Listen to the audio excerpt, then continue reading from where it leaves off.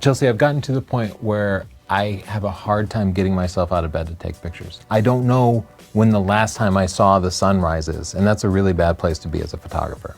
I think a lot of people have felt that way, and I know that I've gone through that too, where I've had periods where I'm getting really lucky with my photography, especially wildlife, and then it seems like my luck dries up, I'm not seeing any animals, and I lose my drive to get out there and take more pictures. But I've thought about this a lot because I've had a lot of people come to me with this issue, so I thought of a bunch of reasons why you might be experiencing photography burnout, and then solutions to help you get out there and get shooting again if that's what you want. Okay, so you can fix me. I'm going to try to fix you, Tony, and you. So stay tuned if you're having this problem. But first, I want to take a moment to talk about our sponsor, Squarespace. Whether you need your own website, portfolio, gallery, store, you can make it happen with Squarespace. It's super easy to make one. And they have a free 14-day trial. Go to squarespace.com/Chelsea, use the coupon code Chelsea, and get 10% off. Thanks, Squarespace. All right, let's get right into it. I think the first reason why people get burned out is because most of your progress happens early when you're learning photography. Yeah, the learning curve for photography has diminishing returns, where you can learn a whole lot in week one, year one, and then after that, you keep learning. It's not like you ever know all of photography, but it slows down so much that it feels like you're not making any progress. I think there's also an element of the Dunning-Kruger effect, where the people who don't know anything think they know the most because they don't know what they don't know. And so often people take their first photos and they're happy with everything, right? Because you're like, I got a sunset. I got a picture of a flower in a sunset. And do you remember those early days? You're like, Yeah. Oh my gosh, I got a bird at a feeder. And your mom is like, oh, that's the best picture of a sunflower I've ever seen. Yeah, it's really exciting when you're first starting because your expectations are low, you're learning a lot, and you're seeing progress every time you're taking photos.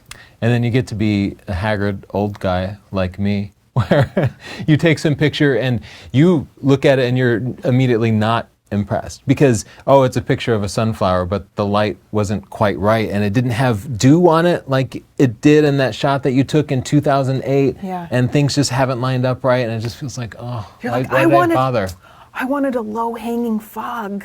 Your expectations get so high, right? And I think that can be discouraging. Especially if you're a person who likes to learn new things. There's always some other shiny new hobby out there calling you where you can go through that first part of the learning curve and suddenly you're baking bread or you're learning guitar, and that is so cool and I like to learn things. So there is always the allure of that quick return. I had somebody recently come to me and they had just started photography, and they asked me, how many pictures do you put in your portfolio every year? They'd heard that some people are only putting like one portfolio shot in a year, but they were really impressed with themselves because they were putting like 10, 20 pictures in their portfolio every year. And that's great because when you're beginning, every shot you take is suddenly your best shot, right? Yeah. But you're competing against yourself. And when I go and take shots, I've been at this for 25 years. So I don't have any 25-year-old pictures in my portfolio, but I do have some 10-year-old pictures in my portfolio. And they were the result of some amount of skill, some amount of old camera equipment now, but also a lot of luck. Like the light was just right, and this osprey was like 10 feet away when it pulled the fish out, and how am I ever going to outdo that? So nowadays, I average about one portfolio shot a year.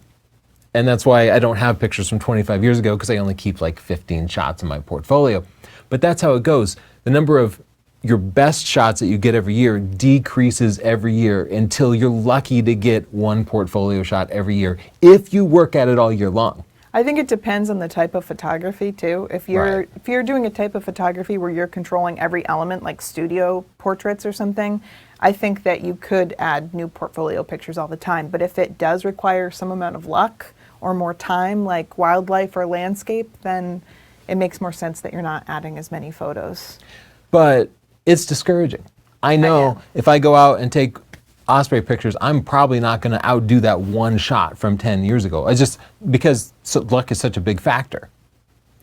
Yeah, I think the solution to that is actually what they call reframing in psychology. Look at me pulling that in, Tony. And that's just changing your mindset. If you think every time you go out you're supposed to get a portfolio shot, you're going to be torturing yourself It's not realistic. You really have to enjoy the process. You have to understand that it's just going to be enjoyable to take pictures sometimes and you might not get a shot. When we go out kayaking and I bring the camera for wildlife, I honestly don't even consider that I might get a portfolio shot. I just like watching wildlife and seeing what's going to happen, and anything could happen, and I'm happy to be there to see it. And I get some of my best pictures that way. Actually, I should add them to my portfolio. I kind of forgot. I got to go to my Squarespace and add them. The Squarespace makes it very easy to add them to your portfolio. But enjoying the process has taken the pressure off of making it performance-based, because it's not about performing to me. It's about, this is a long-term thing. I'm going to take pictures for the rest of my life. Why rush it? Why not just chill a little bit and enjoy it? Yeah, so it's not getting up before sunrise and going out into the woods where we're going to get bit by mosquitoes, but we have this other thing that we like, which is kayaking shortly after sunrise, and we're enjoying it anyway. Yeah. And I've even changed my camera. You know, I shoot a lot with a Leica now, which isn't as high quality as my Sony, but I enjoy using it. And so that is getting me to take pictures. And maybe some of the rest of it is going to rely on luck, because if I keep taking pictures, eventually things are going to line up. You do, and you know, I actually think when you take some of the pressure off of yourself, it opens you up to be more creative or to try something different, because people get so locked into getting a perfect shot that I think sometimes it ends up really like stilted or stiff or predictable. So, you know, let yourself make mistakes. It's going to be okay. I think another thing causing people to get discouraged is that a lot of people are getting fewer likes on social media. A lot of people, me. I used to get 6,000, 10,000 likes for a photo, and now if I'm lucky, it's 1,000, 1,500. I know there are other people out there like, oh, I wish I could get 12 likes. Yeah. But it's much less than what I used to get. And likes are almost like a drug, right? Like you always need validation. More to get that same sort of fix. And when the dosage just keeps dropping like that, it just doesn't hit the way it used to. Yeah, we covered this in our Instagram's Ruining Photography podcast, where we talked about how a lot of people are seeing this. The engagement's not the same for photography. They're promoting videos more, and so many of you put so much time and effort into building a photography following, and now the algorithm has kind of pulled that away from you. And I think that it makes some people less interested in their craft because, like you, they're getting some larger amount of likes, and now it feels personal. Like, do people not like your photos anymore? No, they're just not being shown them as much. So it's actually not a personal thing. Well, you know what happened to me the other day is I put some drone photos that I took of our neighborhood on Instagram, and you know, they got the usual number of likes, which is a disappointing amount for me now. But then I was out doing some yard work, and one of my neighbors is driving past, and they said, I saw your photo on Instagram. That was amazing. I did not even know this particular neighbor, but it got shared to them, and then they recognized me from my profile picture. And I got a way bigger rush than I ever got from some number of Instagram likes, because I had connected to and impressed one of my neighbors. You got gassed up in the streets, baby. And I think that's a good solution. It is to shoot local, because Instagram is this big thing where you're seeing the very best pictures in the entire world all the time. And a lot of them aren't even real. And a lot of them are completely fake. If you can be the best photographer in your neighborhood or your town or your city. Lowering the expectations here. But you're also connecting to people who are more valuable, closer to you. Maybe it is just you're the best photographer in your family. Yeah. But if you can take a good picture of your kid and share it with her grandkids, then they will love that. And that can be really meaningful, more meaningful than likes from strangers. So that's what I was thinking about that too. When you are sharing on a more local level, whether it be with your town on like a town page on Facebook or Instagram or whatever, wherever that is, or if you're sharing pictures with your family of your family, there's something nice about getting away from the validation of people you don't know at all, and instead of being concerned with validation, seeing how your photos can make other people happy.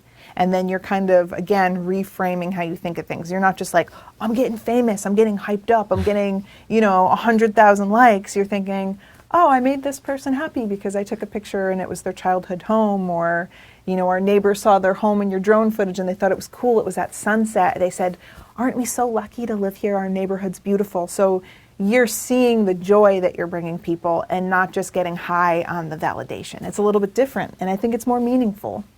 I also allow myself to shoot just for me, taking pictures that I know nobody but Tony Northup is going to like. Because, I do this contemplative, very minimalist style of photography where I just find shapes out in the streets and I photograph that. And I take satisfaction in that. And nobody on Instagram likes that. And I make that okay. I say to myself, I'll make a print out of this and I'll put it on the wall. And I'm not going to share it on Instagram. I wish you would show people your artsy side, because people think you're all about really high-tech specs, pixel peeping, but then you go out, you have a Leica that does not even have a screen on the back. No. And you take very minimalist, cool, abstract photos, and no one knows that about you. You guys don't know Tony. I think, because it kind of hurts when I put one of those pictures up and nobody likes it. Or you always get a few negative comments like, boo, take pictures of flowers instead. Like, who cares? I guess I do. I guess that's the answer. I do, and maybe I need to let go of that. Let go of it. I'll say you can still get likes on Instagram, but you pretty much have to make video nowadays. But that's not bad. Like, I like video production. It is also a really cool art form. So you can get into that. And another way to get likes on Instagram is to tell your own story as a photographer, like not just the picture, but how did you get it? What was the hike like? What was the journey like? What kind of suffering did you go through to get that photo? That is a great way to still connect to people on Instagram. Yeah, it is. But I also relate to you that I do actually keep a lot of my photography to myself these days. Mm-hmm. And not that I'm afraid to share or anything, it's just that I enjoy the process and I don't always feel the need to. It's just fun for me. Okay, we have some more reasons that people get burned out, but I want to take a second and thank our sponsor, Squarespace, who makes all of this possible. Squarespace.com/Chelsea will get you started with your own website, your own private domain. You can use this to create an amazing photography portfolio that is not controlled by social media. You can set up your video portfolio or website for a personal project, your family, a business, whatever you imagine, you can create it at squarespace.com/Chelsea. Try it out for free, and when you love it, the coupon code Chelsea will get you 10% off. Thank you for sponsoring Squarespace. That's CHELSEA. People spell my name wrong. Yeah. All right, here's another reason that I think people get burned out, and that's that there's more competition. Photography has become really popular in a lot of ways because I think that it's easier to share than it's ever been. I think that it's a sexier job than it's ever been. People travel around and try to get free hotel stays, or they're influencers. Or it's more popular, it's more common, and that means it's getting harder for you to be recognized. When I started professional photography, it was northup.org. It was all wildlife photography, and there was no competition because I was the only nerd on the internet who had a telephoto lens, who loved wildlife, who could scan film, and who could make a website because it was that early. It was like 1999. You had no competition. I had such mediocre pictures, but I was the #1 result for Google searches for pictures of animals, and I made a lot of money doing that. But now everybody can take good wildlife pictures, and Google Images took that business over completely. They stole it. I did. I got burned out and I stopped. You know what happened that I noticed is that 2012, I could take a long exposure night photo and people would be like, holy moly, a picture at night? That is so cool. We got really into night photography. You took a class at Boston Museum of Fine Art. Yeah, and we were doing that all the time, and it was just this high impact thing. You can take night photography with your phone now, so it's not as interesting or impactful. Yeah. And so not only are there more people taking photos, but the technology has made the barrier to entry easier. I don't think that's a bad thing. I actually welcome the competition. It pushes me to be better. Some ways to deal with that are to outwork everyone else. You can work harder, longer, spend more times in prop styling, travel, planning the scene, getting it in different weather. There's all different ways where you can just put in more work and get a better photo. Yeah, something I learned from the tech field is that this is a marathon, not a sprint. So you'll get lots of competitors who are at their fastest stride, but are they still going to be doing it in 5 years? No, they're going to get tired. But you can be the marathon runner who keeps at it for 25 years. Like I've been. And that's the real accomplishment, because I've seen so many people come in, get burned out, and just leave. Yeah, actually we experienced that with YouTube, where people come in, they're new, they're scrappy, they got all this energy, they'll often criticize us for stuff, and I'm just like, chill, man. We've been at this a while. We're trying to stretch it out a little bit without having a heart attack. But that's the same with taking pictures. I think another way to set yourself apart from your competition is to network, making the relationships, meeting new people, sharing locations. It doesn't always have to be competitive. It can be collaborative, and that's a way to deal with that. And teaching is a great way to do that too, because when you start teaching, then you connect with these people who would be your competitors, but now they're your friends, they respect you. Yeah, or it's just fun to teach too. So another thing that I see make people burn out is a whole slew of just personal or unpredictable things. And that can be life changes. You get a divorce, or you get sick, or you're traveling less. When the pandemic first started in 2020, we got so much inspiration from traveling to new places, and that just dried up. And we kind of sat there like, well, what are we going to do? Yeah, exactly. I can't just keep photographing my town, except that is actually what I started to do. I started to appreciate the beauty around me. Yeah. Or maybe you have to work more, or your interests are changing, but they're all different circumstances that can influence your photography that have nothing to do with photography. You know what I hear a lot is, oh, I was really into photography. I had all this cool gear I was shooting every day, and then I had a baby. Like, learn baby photography. Yeah. Because that's going to be extremely important to you. You don't have to just take cell phone pictures or just use your phone, because that counts too. You can still craft an image even if you're not using an interchangeable lens camera. Your phone is a camera. Think about the lighting, think about the posing, think about the storytelling. You know how many photographers have a million pictures of whatever they're interested in? Food photography, travel, models where they don't even remember their name, but they don't have a picture of their own, like grandma, mom, spouse, kid, dog. I know all of you relate because we've gone through our pictures, and this is me. You're describing me. Yeah, I'll have 500 pictures of some model from an event, and then I'll be like, oh, I forgot to get a picture of my dad's birthday party, even one. Yeah, so, I suddenly went to look for a picture of my dog that I've had for 17 years now, and realized like I didn't take a picture of her in like 3 years. Sorry, Sandy. Even though I see her every day, just you get used to these things. Yeah, so if you're going through some kind of hardship, whether it be losing your job, any of the stuff that we mentioned, and you want to still take pictures, take it easy on yourself, slow it down, take pictures of what's in front of you, get the low-hanging fruit, get the pictures you haven't gotten of your family or your pets or whatever, and like we said with the other things too, just enjoy the process and just keep interested in it. You never know what's going to happen from just taking an easy picture that you enjoy. And you don't have to press stop. You can just press pause and come back to it later. Mm-hmm. Because I will shift my interests. Like I've been working on the truck a lot, and I find myself just being drawn to like mechanical things now.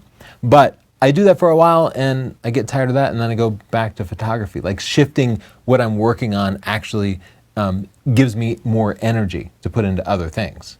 Yeah, I think that's okay too. I think sometimes people feel like they're betraying their hobby of photography by doing something else, but often that's an opportunity to merge hobbies. So I know a lot of photographers are also cyclists, mm-hmm. and they always take pictures of their bikes against things. Yeah. I know so many. They're probably watching and saying she's talking about me. Like, yes, you and 20 other people, but I love that you all combine your hobbies. And if you're doing something else, working on a truck, you should do a photo shoot of your truck. I really should, because you could hang a print on the garage wall where we have that empty space, and that would look really cool. Well, that is a good way to overcome being bored, which is another common cause of burnout. And what you're suggesting is to create a project for yourself. Mm-hmm. Yeah. And my most recent project has been to get the ultimate picture of my neighborhood. My most recent He doesn't know about it. So your neighborhood, I've been seeing you getting those drone shots at night. Yeah, so every day I have a reminder to look at the sunset, and if it looks like it's going to be an interesting sunset, I put the drone in the air. I'm trying out different compositions. I'm doing it almost every day, waiting for it to be perfect. This actually is an interesting story because you actually hijacked my client. Yeah. Because someone in the neighborhood saw my photography. She was interested. She wanted me to take a picture of this. We live on a peninsula by the water, and she wanted me to get a picture of like the boats, the water, our landscape. And Tony went out with me when I was taking pictures for that, and he got a beautiful drone shot. And she saw his drone shot and was like, I want that. And you said, well, I didn't get pictures. I just got a video, so I don't know if it's going to be high enough resolution, but I'll go back out and I'll get pictures. Yeah, and that is another suggestion here, is to change your gear up, because for some reason you're a terrestrial only photographer. And I have this flying camera, and I love it because a drone is so powerful that I can put it anywhere in the sky. So the sunset, it turns out, is way more beautiful at 400 feet exactly, because I can catch the sunset reflecting off of the water around our neighborhood. Yeah. And there's no way you can get that on land, and you can't hire a helicopter to go there and hover every night. So the fact that I have this little different piece of gear has really revitalized my interest in photography. And I would suggest that to anyone. If you have a few bucks, get some new piece of gear. It could be an analog camera, it could be a film camera, or really, I highly suggest drones. Or not, you could go to KEH and sell your gear and just buy new gear and change it up a little bit. But changing out the mechanics of it can make me more interested, partly because I'm a nerd. And I like different gadgets and stuff. I'm not a nerd. I'm actually extremely cool, and that still works for me. If we get a new light, I want to play with it, or I was playing with gels for a while, or you could put a flash on your camera and just dedicate some time to learning flash. You could decide, I don't know anything about food photography, and take pictures of what you eat and try to get the best shots, and realize that's actually not as easy as you would think. Food photography is very challenging. It really is. Just, you could make a project or buy gear, but there are so many ways to get re-inspired, and you don't have to have the most likes ever to realize you're getting the best pictures. Like, just enjoy it. Well, here's the way you've inspired me. You studied art history. Yeah. And you taught that a lot to me. Like, we would go to galleries and you would say, oh, you see this feather in the skull in this picture? That symbolizes something. I don't know. You probably know. Probably like fertility or something. Something like music, fertility. Yeah. And when you brought that into my head, it made me think about how I could use storytelling in images, in still life. And I found that really inspirational. So I appreciate that. There are other art forms. What about my color video? Did that inspire you? I did. I found your color video very inspiring. So maybe your inspiration should be Chelsea specifically. Guys, get inspired by me. I have a video on color theory where so many people take pictures thinking about light and form and shapes, and they actually don't know about how the colors work together. And I inspired you so much that not only do you use color in your photos, but I noticed your outfits every day are a color scheme. I have been thinking about it more. So many people think that photography is understanding the camera settings, and then they figure out how to get their exposure right, and they're bored. Yeah. But no, photography is an art. It's not cameraography. It's how to create beautiful images, and that is an infinitely deep art. So once you figure out your camera settings, like, start studying color and art history and visual storytelling. And can I try to inspire you again? Okay. Because you're feeling hesitant about putting the work that you enjoy up. And I think you have to free yourself from the likes for two reasons. If you don't upset somebody ever, you're not making anything worth looking at. I'm tired of seeing these, I almost swore, bland, boring, just completely pandering to the lowest common denominator person for photography. Take a risk. Who cares? You know who you're going to make upset with your pictures? People who don't know anything about photography. You know how often I get someone being like, oh, your horizon's not level and it's a Dutch tilt? They're not there yet. Yeah. You've been doing this forever. You really think everyone following you Makes knows me feel better? a little old. You're a Not forever years old. You're 1,000 years old. You're immortal. Your hair is white. You know things, and you have to trust that, and you have to have the confidence to take risks. And if you're making people upset with your risks, you're doing something right. Otherwise, you're boring. So you need to put your work out there.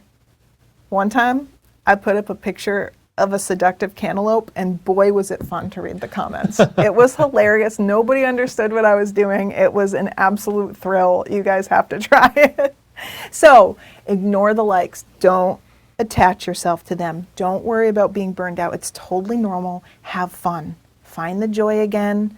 Don't look for validation. Just find what you enjoyed about it in the first place. It's going to be okay. Thank you, Squarespace, for making this possible. If you want your own portfolio where you can put your new best photos in or sell pictures in a gallery, then go to squarespace.com/Chelsea and use the coupon code Chelsea to get 10% off. That's CHELSEA. Thank you, Squarespace. Don't forget to subscribe. Bye. Bye.